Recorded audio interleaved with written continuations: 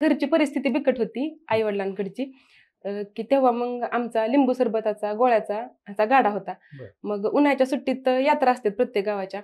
मग आम्ही तिकडं गोळा, लिंबू सरबत विकायला जायचो. म्हणजे माझी अख्खी उन्हाळ्याची सुट्टी गोळा विकायला, अण्णांसोबत जा त्यांना मदत करायला किंवा वाढपीची पण कामे करायचो आम्ही, की लगीन सराई पण असते उन्हाळ्यात. मग तेव्हा वाढायची कामं असायची. मग तेव्हा आम्ही ₹60 रोजानं मी तेव्हा काम केलेलं इयत्ता 7वी, 8वी, 9वीत असताना. आमच्या इथं कमिन्स कंपनी म्हणून आहे सुरवडीत. मग तिथं गावात चपात्या लाटायला जायची. बरं. तिला महिन्याला तरी ₹4,000 किंवा ₹3,500 महिना तिला भेटायचं चपात्या लाटायला जाऊन. आणि अण्णा तिथंच चपात्या आणायचं काम करायचे ड्रायव्हर म्हणून. मग ते दोघं जण म्हणजे त्यांना पैसे नसलं किंवा घरात पैसे नसलं ना तरी पण आयांना मला पैसे पाठवायचे दर महिन्याला. माझ्या आयांना जेवढं माझ्यासाठी त्यांनी केलंय ना तेवढं माझ्या मिस्टरांनी इकडे लग्न झाल्यानंतर ना माझ्यासाठी केलंय.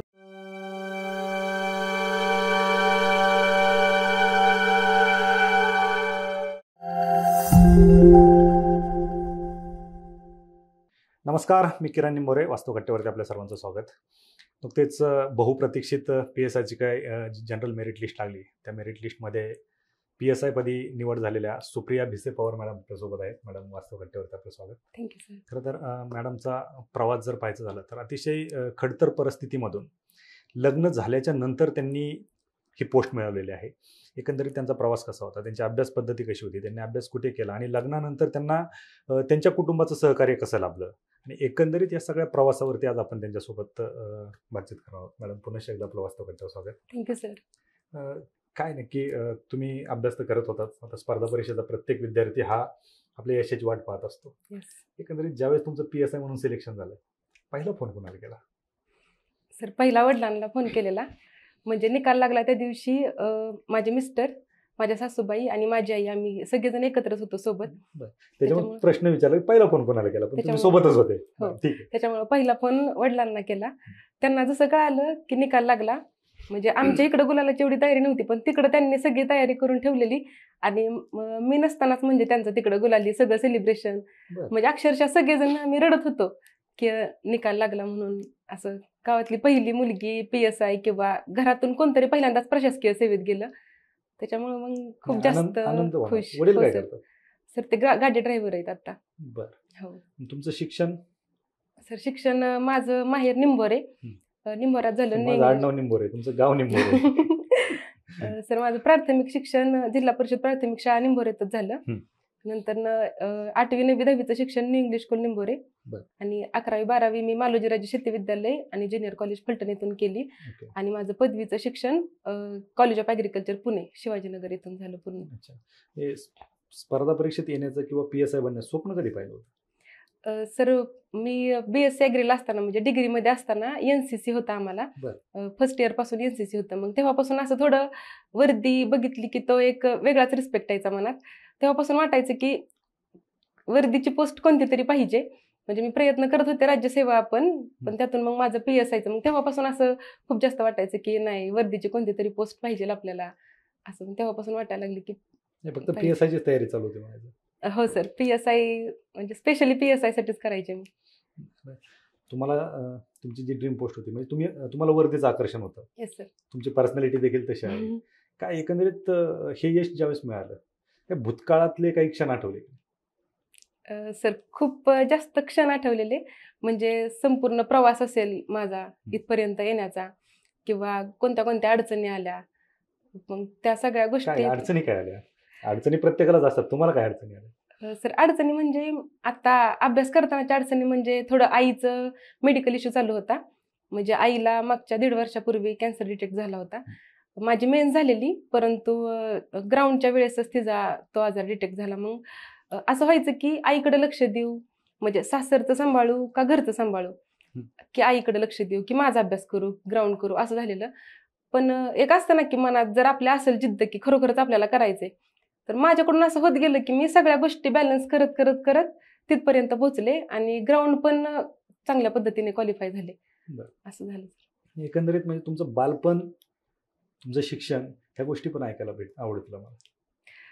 बालपणाचं म्हणायला गेलं तर सर, प्रत्येकाचं बालपणाच्या गोष्टी कशा असतात की खेळलो, मामाच्या गावाला गेलो, उन्हाळ्याच्या सुट्ट्या पडल्या, दिवाळीच्या सुट्ट्या पडल्या. पण सर माझं असं होतं की घरची परिस्थिती बिकट होती आई-वडिलांकडची. की तेव्हा मग आमचा लिंबू सरबताचा गोळ्याचा ह्याचा गाडा होता. बरं. मग उन्हाळ्याच्या सुट्टीत यात्रा असते प्रत्येक गावाच्या. मग आम्ही तिकडं गोळा लिंबू सरबत विकायला जायचो. म्हणजे माझी अख्खी उन्हाळ्याची सुट्टी गोळा विकायला, अण्णांसोबत जा त्यांना मदत करायला किंवा वाढपीची पण कामे करायचो आम्ही, की लगीन सराई पण असते उन्हाळ्यात. मग तेव्हा वाढायची कामं असायची. मग तेव्हा आम्ही ₹60 रोजानं मी तेव्हा काम केलेलं इयत्ता 7वी 8वी 9वीत असताना. बरं. आणि अण्णा पेरू पण विकायचे. मग अण्णा एकटं पेरू तोडायला जायचे नाहीत. मग मी त्यांच्यासोबत सकाळची पेरू तोडायला जायची आणि माघारी आले की मग शाळेत जायचं. म्हणजे अच्छा. शाळा सुरू असताना पण ही कामं असायची आणि सुट्टी असली तरी पण अशी. त्याच्यामुळं बालपण असं गेलंच नाही की खेळण्यात गेलंय किंवा कशात. म्हणजे माझा अण्णा मला आहेत ना, माझी पोरगी नाही माझं पोरगा असं म्हणतात, की बरं. म्हणजे हा माझा पोरगा आहे असं. क्या बात आहे. म्हणजे लहानपणीच तुम्ही जे कष्ट केले, ज्या परिस्थितीतून तुम्ही आलात, त्याचं कुठेतरी चीज झाल्यासारखं हो सर, वाटतं. हो. काय एकंदरीत वडिलांची काय परिस्थिती होती, की ज्यावेळेस तुमचा रिझल्ट लागला किंवा ज्यावेळेस तुम्ही स्पर्धा परीक्षेची तयारी करत होते, त्यांना कॉन्फिडन्स होता तुमच्यावर? हो सर, खूप जास्त कॉन्फिडन्स होता. पण कसं व्हायचं, की थोडं समाजाचं प्रेशर यायचं अण्णांवरती पण, की बाकीच्यांचे रिझल्ट लागायचे. माझे मित्र-मैत्रिणी असतील कोण, मग सगळ्यांचे बॅनर ही दिसायचे किंवा मी स्टेटसला ठेवायची. माझ्या अण्णांचं फक्त एकच कंटिन्यू असायचं, की "दीदी सगळ्यांचं झालं अगं, तुझं कधी होणार? किती दिवस मी काम करायचं?" म्हणजे अण्णांना शुगरचा त्रास असल्यामुळं शुगरच्या पेशंटला जरा जास्त त्रास होतो. अण्णांना गाडी चालवून असं गुडघ्याच्या खाली पाय नाहीत असं जाणवायचं बरं. त्या आजारामुळं. अण्णा म्हणायचं, "मी किती दिवस काम करणार? आता मी थकलो. कधी व्हायचं तुझं? सगळ्यांचं व्हायला लागलं. आमचं जे काही आहे ती म्हणायचे फक्त तुझ्याच एकटीवरती अवलंबून आहे." मग असं वाटतं, की एवढं सगळं केलं ना, आज जे झालं ना, त्यांच्या दोघांच्या चेहऱ्यावरचं समाधान म्हणजेच माझ्या इतक्या सगळ्या कष्टाचं चीज आहे. नक्कीच, नक्कीच. याच्यापेक्षा मोठी परतफेड कुठलीच नसू शकते. कोणतीच नाही. नक्कीच. कधी कुठं अभ्यास कुठे केला तुम्ही? सर मी डिग्रीपर्यंत थोडा अभ्यास करायचे. म्हणजे डिग्रीत असताना एन-सी-सीमुळं किंवा ॲग्रिकल्चरचं बॅकग्राऊंड असल्यामुळं थोडी माहिती झालेली. मग एक्झाम सोडून बाकीचा जो वेळ असेल किंवा कॉलेजचा सोडून बाकीचा वेळ असेल, मग तेव्हा आम्ही जायचो लायब्ररीत सकाळचं म्हणा किंवा संध्याकाळचं. मग थोडंसं स्टेट बोर्ड किंवा सिलेबस काय आहे एम-पी-एस-सीचा हे थोडंसं केलं. पण डिग्री झाल्यानंतरनं मेन अभ्यास झाला होता माझा बारामतीत. लॉकडाऊन पडलेलं 2019ला माझी डिग्री पास आउट झाली. बरं. मग मी बारामतीला गेलेले अभ्यास करायला. मग तिथं असताना तिथं माझे खूप सिनियर आहेत सगळे मित्रमंडळी. मग त्यांच्यामुळं बारामतीच्या लायब्ररीत माझा अभ्यास झाला. बरं. त्याच्यानंतरनं 21 मध्ये लग्न झालं. मग पुन्हा थोडंसं 1-2 महिन्याचा गॅप पडला की लग्नानंतरनं गॅप. पण परंतु नंतरनं पुन्हा प्री झाल्यानंतरनं परत मेन्सच्या अभ्यासाला मी पुन्हा एकदा बारामतीला गेली आणि हे तिथून अभ्यास सासरच्या केला. मंडळींनी किंवा तुमच्या पतींनी, सासूबाईंनी, सासऱ्यांनी परमिशन दिली अभ्यासाला? हो सर. म्हणजे कसं होतं, की माझे मिस्टर किंवा सासू-सासरे आहेत हे खूप सपोर्टिव्ह आहेत.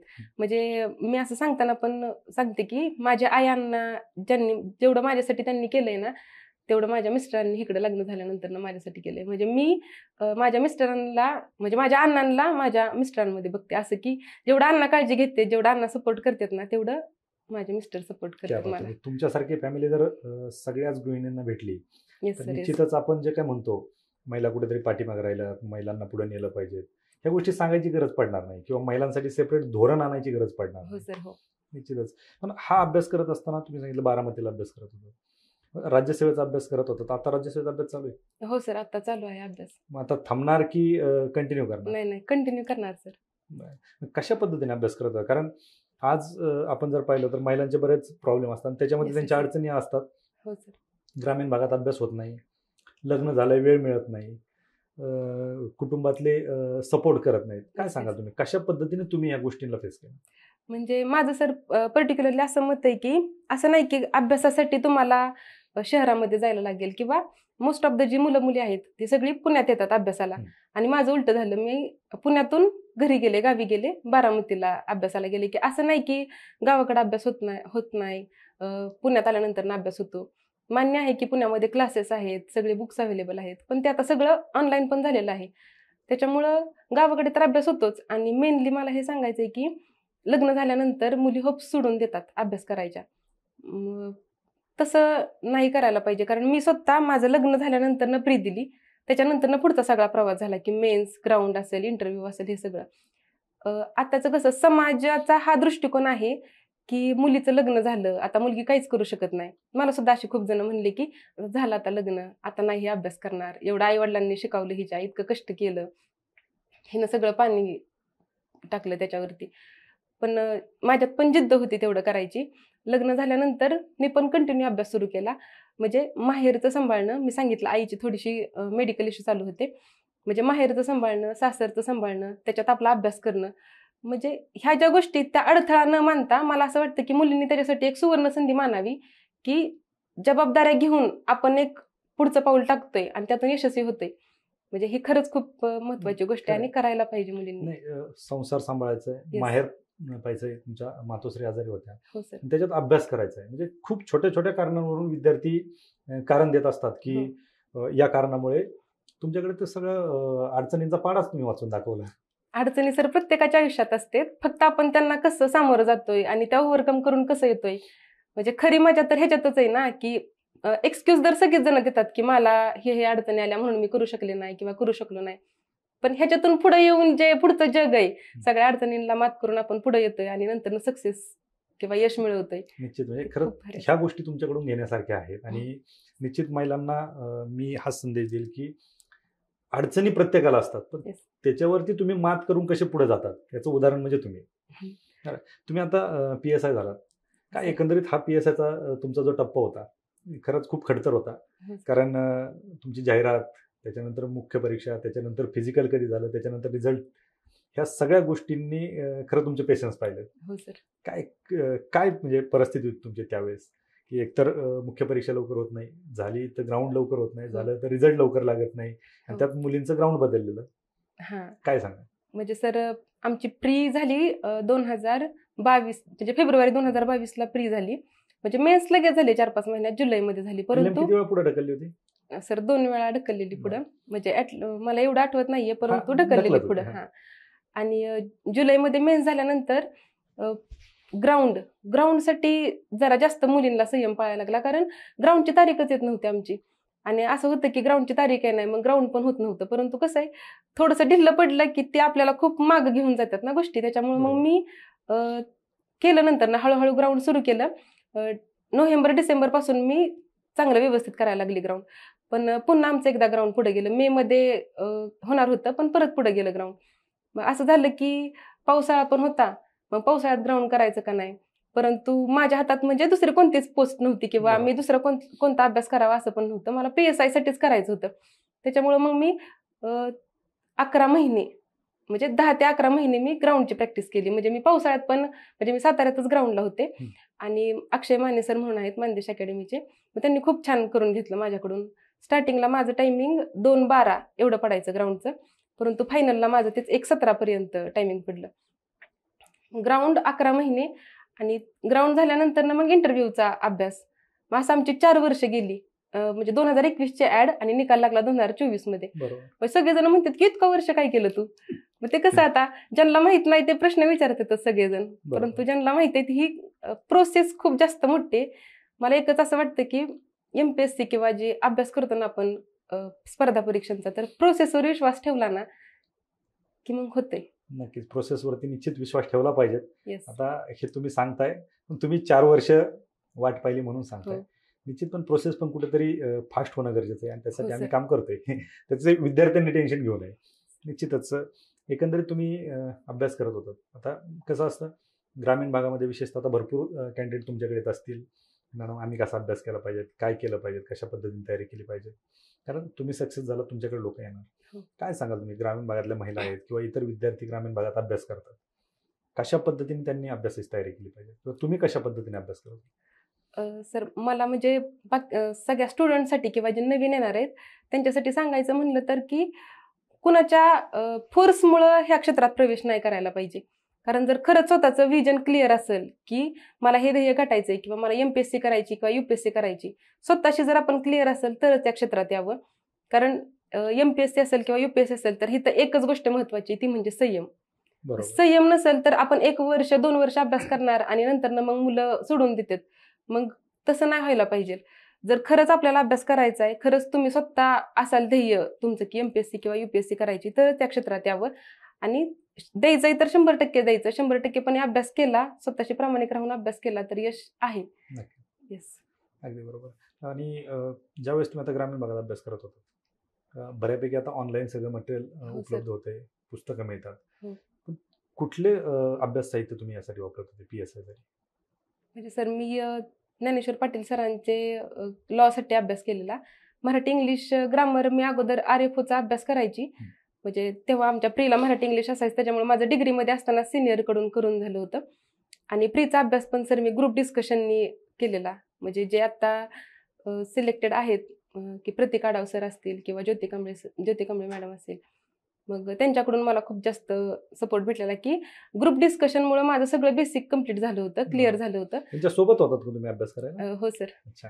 म्हणजे आम्ही आता मी करू इच्छिते उल्लेख की ज्योती कांबळे मॅडम आता डेप्युटी कलेक्टर आहेत त्या. वास्तवकट्टे येऊन गेले. हां, येस सर. मी सुप्रिया भिसे आणि माझी एक मैत्रीण आहे सृष्टी धुमाळ, ते आता कृषी सेवक म्हणून आहे. अच्छा. आम्ही तिघी जणी 4 वर्ष रूममेट बरं. आणि आज तिघी पण पोस्ट होल्डर आहेत. क्या बात आहे. त्याच्यामुळं मग असं खूप भारी वाटतं की एकीचं झालं की एकीचं, म्हणजे असं नाही की आम्ही आमच्या स्वतःच्या एकट्याच्या ह्याच्यावरती झालं. म्हणजे मला पण ज्योतीनं खूप इतका सपोर्ट केला प्रत्येक गोष्टीत की हा अभ्यास कर, हे कर, त्याच्यामुळं खूप छान झालं. आणि बारामतीला असताना पण सर माझे 2-3 मित्र आहेत, शशिकांत लकडे म्हणून आहे किंवा नवनाथ तरडे आहे, मग ह्यांनी सगळ्यांनी मिळून माझा अभ्यास घेतला. बरोबर. ग्रुप असेल तर त्यात चांगला ग्रुप आणि त्यात हेल्दी कॉम्पिटिशन पाहिजे तर या Yes, गोष्टी yes, साध्य होतात. येस. म्हणजे आता तुम्ही सांगितलं की तुमचं माहेर कुठलं? निंभोरे, निंबोरे, फलटण, फलटण, सासर सातारा. सातारा. तुम्ही अभ्यास बारामतीत करत होता. हो सर. बाकी विद्यार्थी पुण्यात येतात, बारामतीचे विद्यार्थी पुण्यात येतात, तुम्ही सासर माहेर सोडून बारामतीमध्ये का अभ्यास करता? सर माझा ग्रुप असताना आपला अभ्यासाचा ग्रुप ते आम्ही सगळे पुण्यालाच असायचे, परंतु मग सगळा शिफ्ट झाला बारामतीला लॉकडाऊन पडल्यामुळं आणि थोडी परिस्थिती पण नसल्यामुळं एवढा खर्च पेलायचा नाही पुण्यातला, म्हणजे राहायचा खायचा खर्च. थोडंसं बारामतीत गेल्यानंतर तेवढंच 1000 रुपये कमी लागायचे, त्याच्यामुळे मग आम्ही बारामतीला सगळे शिफ्ट झालो. म्हणजे आईवडिलांनी पण तिथं आणून सोडलं की कर, सगळीजण आहे तिथं अभ्यास तर कर. मग तिथं असल्यामुळं तिथं अगोदर प्रीचा अभ्यास स्टार्टिंगला करत होते. लग्न झाल्यानंतर परत मग मिस्टर म्हणले जर तिथं प्रीचा चांगला अभ्यास केलाय तर मग मेन्सला पण तिथंच जा, एवढं चांगलं करून घेतात तर. म्हणजे त्यांना पण याबद्दल थोडंसं माहिती आहे की काय असते स्पर्धा परीक्षा ही, त्याच्यामुळे मग त्यांनी किंवा सासू सासरे असतील, आई पप्पा, त्यांनी मला तिथं स्पर्धा पाठवलं. परीक्षेची तयारी करत होते हो सर. आणि आता त्यांचा स्वतःचा बिझनेस आहे. हो सर. ते त्यांची वास्तवकट्ट्यावर मुलाखत घेतली पाहिजे. कारण स्पर्धा परीक्षेत येणारे भरपूर आहेत पण बाहेर पडणार कोणीच नाही ना. हो सर. काय सांगाल तुम्ही की किती वर्ष आता तुम्ही अभ्यास करताय, तुम्ही स्पर्धा परीक्षा क्षेत्र जवळून पाहिलंय, किती वर्ष दिले पाहिजे या क्षेत्रासाठी? म्हणजे सर आता माझे स्वतःचे 4 वर्ष गेलेत, त्याच्यामुळे काय काय 4 वर्ष जातील, 5 वर्ष जातील, पण मला असं वाटतं की इथं येऊन टाइमपास करून काही फायदा नाहीये. कारण आपण आपलं आयुष्य लावतोय पणाला, म्हणजे एकतर आईवडिलांचा विश्वास, त्यात आपण आपलं जो वेळ आहे की आपण आपल्या आईवडिलांना सांभाळायला पाहिजे, त्या वेळात आपण त्यांच्या जीवावरती जगत असतो, इथं अभ्यास करत असतो. मला असं वाटतं की 2 किंवा 3 वर्ष धरून चालावीत, 2 वर्ष प्रॉपर अभ्यास करून नंतर आपण दिली. आता ह्या प्रोसेसलाच 1.5 वर्ष जातील सगळ्या परीक्षा व्हायला. 3 किंवा 4 वर्ष धरून चालायला पाहिजे की तेवढ्यात व्हायलाच पाहिजे आपल्या ह्याच्यात. 100% केल्यानंतर होतं सर, पण थोडंसं लक फॅक्टर पण असतो. ज्याला खरंच करायचंय त्यांना 100% देऊन करायला पाहिजे. अगदी बरोबर. PSI म्हटलं की वर्दी आलीच, पण महिला PSI म्हटलं की बऱ्याच कुटुंबाचं असं होतं की नको, पोलीस खातं नको. तुमच्या बाबतीत असं नाही घडलं? नाही सर, असं नाही घडलं. म्हणजे खरं माझी STI साठी पण निघाली होती प्री. मी STIच्या मेन्सला पण होते. मला माझे सिनियर म्हणले की PSIचं जरा धकाधकीचा जॉब आहे की तू फॅमिलीसाठी नाही वेळ देऊ शकत, मग तू STI साठी कर. मी STI साठी केलं, परंतु मनात असं सारखं असायचं ना की वर्दी पाहिजे, वर्दी पाहिजे. मी STIची नाही क्वालिफाय, म्हणजे STI मध्ये नाही पास झाली, पण PSI मध्ये झाले. मग घरच्यांना पण म्हणजे माझे मिस्टर पण म्हणतात की तुला जे करायचंय ते कर, किंवा आई वडिलांचं पण असतं की दीदी जी म्हणाल, दीदीला जे करायचंय ते करू देत. मग PSI झाल्यानंतर मग नाही, घरच्यांना पण आवडतं आणि ह्यांना पण वाटतं की मी व्हावं PSI म्हणून, असं वाटायचं. तुमच्या आवडीची गोष्ट आहे. Yes, yes. नक्कीच. ह्या ज्या सगळ्या गोष्टी आहेत, तुमचा प्रवास आहे, हा निश्चित विद्यार्थ्यांसाठी प्रेरणादायक ठरेल. आणि विशेषतः ज्या महिला आहेत ज्या अभ्यासाची तयारी, म्हणजे स्पर्धा परीक्षेची तयारी करतायत किंवा इतर कुठलं शिक्षण त्यांचं चालू आहे, तुमची मुलाखत ऐकल्यानंतर त्यांच्या डोक्यात प्रकाश पडेलच, परंतु खरा प्रकाश हा कुटुंबाच्या डोक्यामध्ये पडेल. निश्चित त्याच्यातून काहीतरी चांगलं घडू शकतं. बोल. घरच्यांचा सपोर्ट हा खूप जास्त महत्वाचा आहे. जर समजा एखादी मुलगी असेल किंवा मुलगा असेल, तो खूप करू इच्छितोय MPSC किंवा अभ्यास करू इच्छितोय, पण घरच्यांनी जर नाही सपोर्ट केला, म्हणजे घरच्यांचं स्ट्रॉंग पाठबळ असेल ना की तुझा आम्ही आहोत तुझ्या मागं, समाजाला उत्तर द्यायला आम्ही सगळे आहोत, तर मग तो मुलगा असेल किंवा ती मुलगी असेल ती 100% देऊ शकते. नाहीतर जर घरचेच म्हणत असतील कशाला करायचंय, बस झालं, अजून किती वर्ष करायचं. म्हणजे सर समाज विचारत असतो. मला पण विचारायची की किती दिवस अजून करणार, किती अजून दिवस? अजून किती दिवस, लग्न झालंय अजून किती दिवस करणार. सर काही काहींच्या तोंडून तर असं पण ऐकायला आलं की काय करते तेव्हा, लायब्ररीत जाऊन पुस्तक वाचत बसते, आपण नाही पेपर वाचत. म्हणजे त्यांचं म्हणणं असं की आम्ही पेपर वाचतो, हे इतकी सामान्य गोष्ट आहे अभ्यास करणं. बरोबर. पेपर वाचणं आणि अभ्यास करण्यात आहे ना सर खूप जास्त डिफरन्स आहे. बरं. त्याच्यामुळे मग असं वाटायचं की यार आता आता सर ही सगळी नाही, पण तेच लोक आता जरा वेगळ्या भूमिकेतून बोलत असतील. खूप जास्त सर आता इतकं चेंजेस झालेत ना की ओळख न देणारी माणसं सुद्धा आज सांगतात, म्हणजे माझ्यासोबतचा फोटो दाखवतात, हे आमची पोरगी PSI, आमची पोरगी PSI, असं म्हणजे खूप जास्त जग बदलून गेलं. हा बदल होतोच आणि येस येस. हा बदल जाणवायचा असेल तर त्याच्यासाठी तुमची काय मागची 4 वर्षाची मेहनत आहे, हो हो हो. ही करावी लागते. फुकट कुणी तुम्हाला नाही. जवळ करत नाही निश्चितच, कारण समाजाचा तो गुण आहे आणि प्रत्येकाला जर जवळ करायचं म्हटलं तर मग तुम्हाला किंमत काय राहणार. होय. त्यामुळे जर तुमची किंमत वाढवायची असेल तर तुम्हाला काहीतरी करणं गरजेचं आहे समाजापेक्षा, आणि ते तुम्ही करून दाखवले. त्यासाठी तुम्ही केली मेहनत, Yes. आणि त्याच्यासाठी तुम्हाला सासर आणि माहेर या दोन्हीकडचे पण दोन्ही सपोर्ट भेटलाय. हो हो. मॅडम, हा सगळा प्रवास तुमचा झालाच, परंतु याच्यासोबत माहेरी कसं असतं की आई वडील असतात, मुलगी अभ्यास करते, कर, Yes. कष्ट देते, पण ज्यावेळेस सासरी जातो थोडा फरक पडतो. त्यावेळेस असं कोणी कुटुंब म्हणा किंवा इतर रिलेटिव्ह बोलत नव्हते का, काय लग्न झालंय, घरचं काम करायचं सोडून अभ्यास करते, असं सर काय होत नव्हतं? झालेलं सर तसं, म्हणजे असं रिलेटिव्ह शेजारचे कोण असतील किंवा असे म्हणायचे की उठती सकाळचं तिचं तिचं आवरती, लायब्ररीत जाती, हिला काम नको करायला म्हणून लायब्ररीत जाती, संध्याकाळची इथे निवांत आयतं खाती. म्हणजे कुठली पण मुलगी असो, लग्न झाल्यानंतर ना ह्या गोष्टी नाहीत होत, की किती जरी झालं तरी माहेरी असणं आणि सासरी असणं ह्यात खूप जास्त फरक आहे. माझं पण असायचं, मी सकाळचं लवकर उठून घरातलं सगळं आवरून मग लायब्ररीत जायची, आणि माघारी आल्यानंतर पण स्वयंपाक असेल किंवा बाकीची कुठला कामं असतील तर ते सगळं करायची. पण हे कसं माणसांना दिसताना काय दिसायचं, मी 8 वाजता निघाली घरातून, संध्याकाळी 9 वाजता आली, एवढंच दिसायचं. घरातल्या गोष्टी माहित नसायच्या. बरोबर. त्याच्यामुळे बऱ्यापैकी जणांना असं, म्हणजे मी पण खूप जणांच्या तोंडून ऐकलं की हिला काम करायचं नसतं म्हणून ही लायब्ररीत जाती. कामाचा कंटाळा, कामाचा काम कंटाळा. वाचवण्यासाठी लायब्ररीत जाऊन येस येस बसायचं. येस. ग्राउंडच्या वेळेस पण तसंच असायचं. मला 2 टाइम ग्राउंड करायला लागायचं, सकाळ आणि संध्याकाळचं. माझं एवढं ग्राउंड स्ट्रॉंग नव्हतं, बरं. त्याच्यामुळे 2 टाइम जायचे मी ग्राउंडला. पण ग्राउंडला गेलेली असली तरी पण ग्राउंड करत मी अभ्यास पण करायची आणि घरातलं पण सगळं बघून करायची.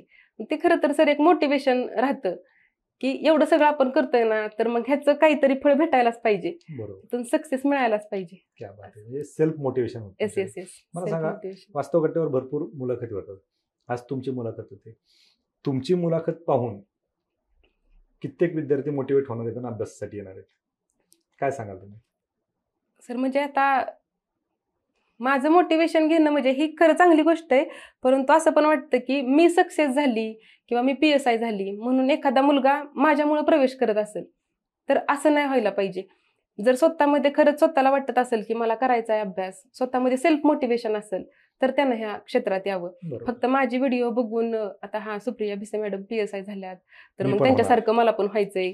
आता तुमचे सत्कार पाहिले, हा, तुमची माझे मिरवणूक पाहिली, Yes. तुम्ही गुलालाचे तुमचे फोटो पाहिले. हा, त्या गुलालाच्या व्हिडिओ असतील किंवा म्हणजे असं मला खूप जणांचे फोन पण आले की मॅडम तुम्ही झालाय आता, आमच्या मुलाला पण गाईड करा, आमच्या मुलाला पण करायचंय तुमच्यासारखंच तर MPSC मुलाला मध्ये. काहीच माहित नसतं. काहीच माहिती नसतं सर. मी अक्षरशः त्यांना वेगवेगळ्या सब्जेक्टची नाव, पॉलिटी म्हणा, इकॉनॉमिक्स म्हणा, तर काहीच माहित नसतं. प्री म्हणजे काय, मेन्स म्हणजे काय, असं काहीच माहित नसतं. तर असं वाटतंय की जर खरंच मुलाला असेल इच्छा की करावं, तरच त्याला ह्या क्षेत्रात आणा.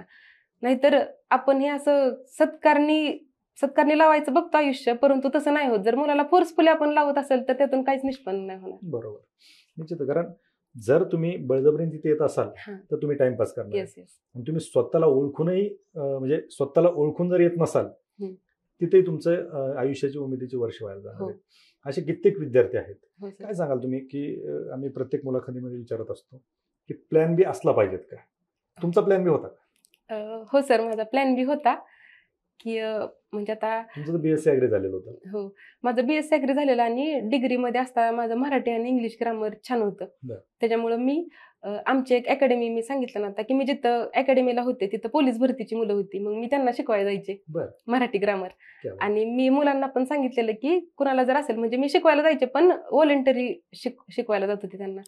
मग थोडंसं असं चालायचं, की समजा कुठं जर नाही आपल्याला यश आलं तर माझी एक पॉझिटिव्ह बाजू होती, की मी टीचिंग करू शकते मुलांना, मराठी ग्रामर म्हणा, इंग्लिश ग्रामर म्हणा असं. त्याच्यामुळे प्लॅन बी असणं खूप जास्त इम्पॉर्टंट आहे. कारण एकाच ह्याच्यावरती जर आपण असेल, डिपेंड असेल आणि बाय चान्स जर आपल्याला नाही तर सक्सेस मिळालं तर मुलं डिप्रेशनमध्ये जातात. बरोबर. किंवा मग होतं असं खूप जास्त जणांचं झालंय, की डिप्रेशनमध्ये गेली, मग अभ्यास नाही झाला. डिप्रेशनमध्ये जाऊन, कारण यश मिळत नाही म्हणून डिप्रेशनमध्ये जाऊन आत्महत्या करणारी पण उदाहरणं आपल्याकडे आहेत. हो सर, हो, आपण आहेत अशी मुलं.